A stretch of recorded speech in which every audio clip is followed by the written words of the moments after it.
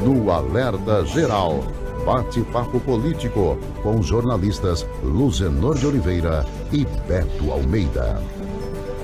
Após a circulação massiva de fake news sobre uma suposta cobrança de imposto por parte da Receita Federal sobre transações via Pix, o fisco alertou a população que não existe tributação sobre Pix e nunca vai existir, até porque a Constituição não autoriza o imposto sobre movimentação financeira. A Receita Federal, portanto, não cobra e jamais vai cobrar impostos sobre transações feitas via Pix.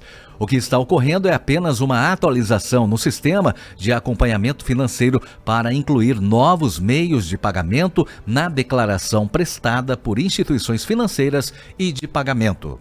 E para falar mais sobre esse assunto, o jornalista Beto Almeida entrevista agora no Jornal Alerta Geral a advogada especialista em direito civil e tributário, Mariana Lemos. Jornalista Beto Almeida.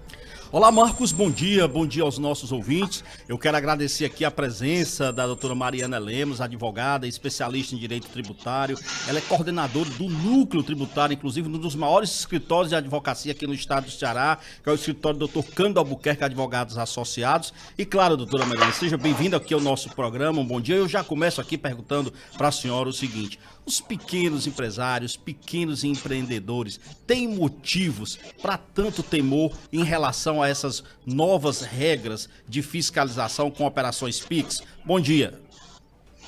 Bom dia, Beto. Um prazer estar aqui participando hoje. Realmente tem se gerado muita desinformação a respeito desse assunto. É muito importante esse momento para a gente tirar esse tipo de dúvida, né?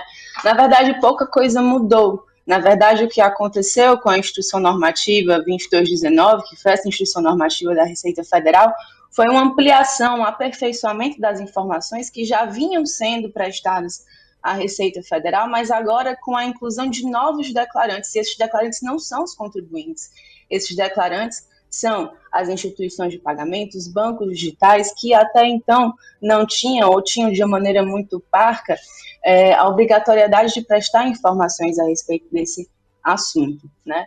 Então, assim, pouca coisa mudou, porque esse tipo de informação já era prestado pela maior parte dos bancos públicos e privados, né? Inclusive em relação a Pix, em relação aos cartões de crédito. E os profissionais, né, autônomos, profissionais liberais, os pequenos empreendedores, na verdade, gera para eles uma necessidade de se regularizar a partir do próximo ano, né, de buscar uma regularidade na prestação da declaração do imposto de renda. Porque essa declaração vai vir pré-preenchida com essas informações, então é necessário que a quantidade de receitas e de débitos se equalizem. Doutora Mariana, o que já tem ocorrido na realidade, e isso tem se verificado aqui em Fortaleza, mas também em outras cidades pelo país, é de que, por exemplo, os profissionais liberais que cobram pelos seus serviços e que até então vinham admitindo o pagamento Pix, já estão cobrando taxa extra. Isso é ilegal? Olha, Beto, é possível que exista uma diferenciação na forma de pagamento, no valor do pagamento, a depender da forma como está sendo pago, sim. Porém, se gerou um medo muito grande a respeito do Pix, como se fosse uma taxação do Pix, e haveria um imposto ou um aumento do imposto relacionado, né, ao Pix. Só que isso não existiu e nem pode existir, porque a Constituição veda impostos, tributação sobre a movimentação financeira. Isso existiu há um tempo atrás, né? Acho que pessoas aí com acima de 30, 40 anos vão se lembrar da CPMF, mas não é mais possível, ela foi extinta, né? E assim, gerar-se um acréscimo ao consumidor por causa do Pix não é legítimo, porque não se está gerando nenhum custo adicional para a realização dessa transação. A gente até está vendo aí, se você for na Beira-Mar, você não vai conseguir comprar um coco mais utilizando o Pix, porque existe esse temor generalizado a respeito desse assunto, né? Mas, na verdade, não se está gerando nenhum tipo de tributação adicional em cima dessa forma de pagamento. Então, não há motivo para gerar-se uma repercussão no valor do pagamento.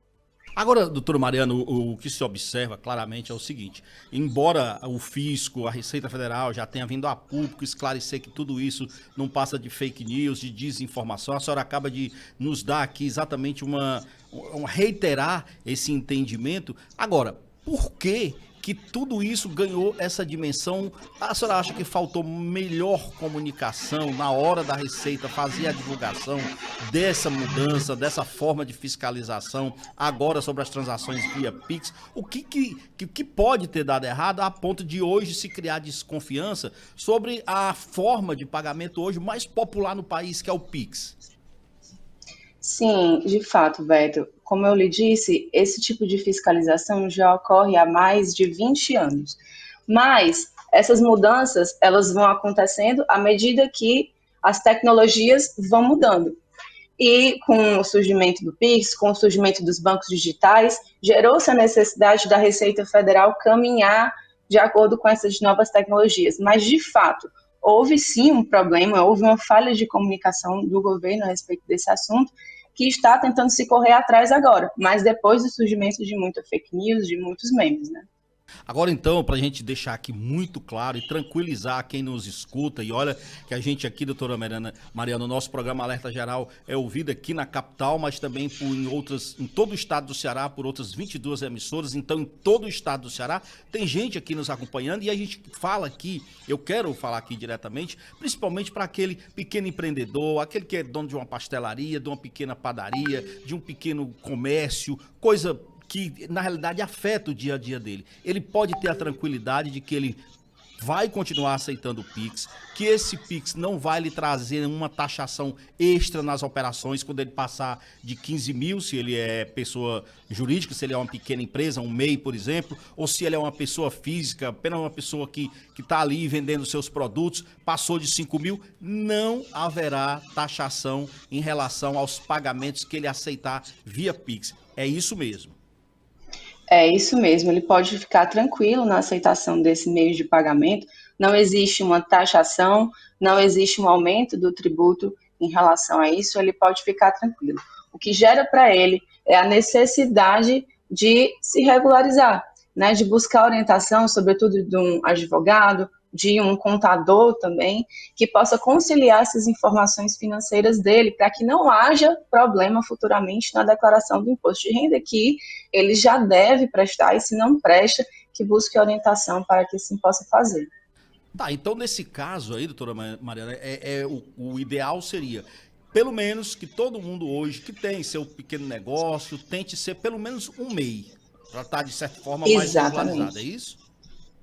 Exatamente, exatamente. Se existe uma receita bruta anual de até R$81 mil, já pode ser constituído um MEI de uma forma muito segura, rápida e simples para esse pequeno empreendedor. É uma forma, sim, de se regularizar e sair da informalidade.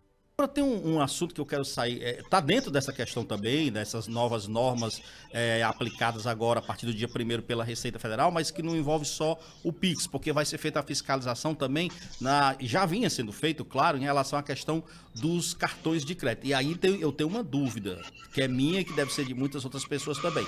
É o cartão de crédito compartilhado. Quantas pessoas hoje, por exemplo, não emprestam o seu cartão para um parente, para o pai, para o irmão, utilizar aquele cartão? É óbvio que aquilo ali não é renda dele, mas aquele cartão pode ultrapassar, por exemplo, os 5 mil reais, dar um valor maior. Isso não vai trazer prejuízo para quem vai estar, por exemplo, emprestando o cartão? Compartilhando esse cartão? Sim, de fato, essa é uma preocupação legítima, porque vão ser analisados os CPFs, né? E depois isso vai ter que ser justificado. Mas claro que, se esse é um tipo de movimentação que ocorre ocasionalmente, a gente recebe, vamos supor, uma renda de 5 mil reais, mas o cartão está dando 10 mil reais. É algo que acontece todo mês? Eu tenho como justificar? Ótimo. Mas se eu não tenho, é preciso ter cuidado com esse tipo de prática, sim, porque essas informações vão ser dadas para o fisco através da conta e do CPF. Ou seja, se a pessoa tem, digamos assim, o hábito rotineiro, costumeiro, de fazer então o empréstimo do seu cartão de crédito, e esse cartão ultrapassa aí um limite muito superior à sua renda, ele só tem que ter então esse cuidado, vamos dizer assim, de comprovar que aqueles gastos, na realidade, são de terceiros, ou seja, guardar recibos de compra, essas coisas, é isso, mais ou menos? Exatamente isso. É importante que a gente tenha mais cuidado agora com a documentação das nossas transações diárias, para que, caso seja necessário justificar qualquer tipo de informação, qualquer tipo de divergência para a Receita Federal, a gente tenha esses documentos disponíveis. Doutora Mariana, eu agradeço então aqui as suas explicações, muito boa a sua entrevista, para passar essa tranquilidade para todos os cearenses que nos acompanham, principalmente em relação ao uso agora do Pix, com essas novas regras que passam a ser melhor fiscalizadas pela Receita Federal. Eu agradeço então a sua participação e um bom dia para a senhora. Muito obrigada, Beto. Bom dia, até mais.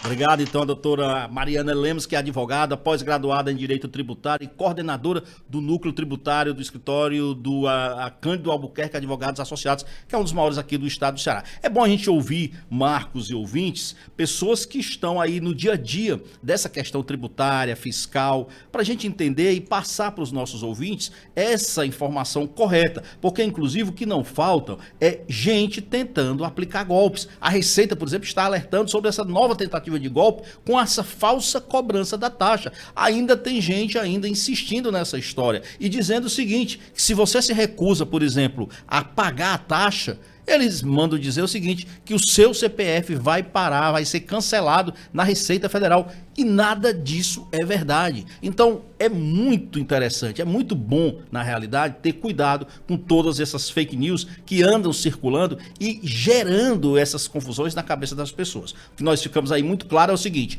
operações Pix não tem cobrança de taxa. Se você tem o costume, o hábito de ter no seu comércio, aceitar a operação Pix, continue aceitando os pagamentos, apenas tenha cuidado em relação a essas falsas informações que circulam na internet.